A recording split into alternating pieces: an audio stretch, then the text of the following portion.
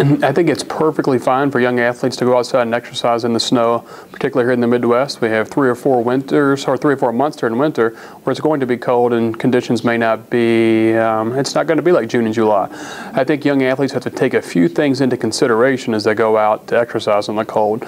First is really the attire. The attire is what's most appropriate. And to start with a t-shirt, layered with a longer sleeve shirt, layered with possibly a fleece jacket, and occasionally in the really depths of winter, January or February, you may even need another layer. Gloves in particular, socks are oftentimes helpful, and something for your head.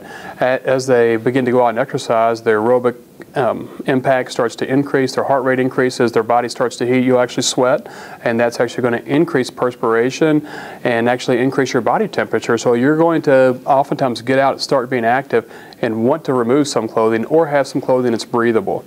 Breathable clothing is oftentimes much more expensive, and so you can do it without having to spend hundreds and hundreds of dollars on your attire, but you need to make it so that your clothing, you can adjust it when you're out exercising, because you will get hot, you will sweat, even when it's cold outside.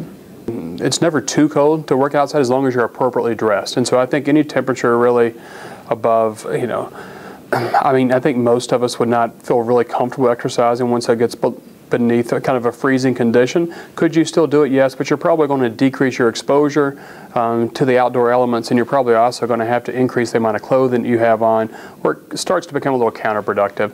So once you get much below freezing, it is a challenge, and I tell people that if you're going to do that, the best thing to do is to try to wait for the warmth of the day rather than exercising at 6 in the morning when it's often the coldest part of the day. Wait and try to exercise in the afternoon, either around the noontime hour, right after school, 2 to 3. It's oftentimes going to be 10 to 20 degrees warmer than early in the morning.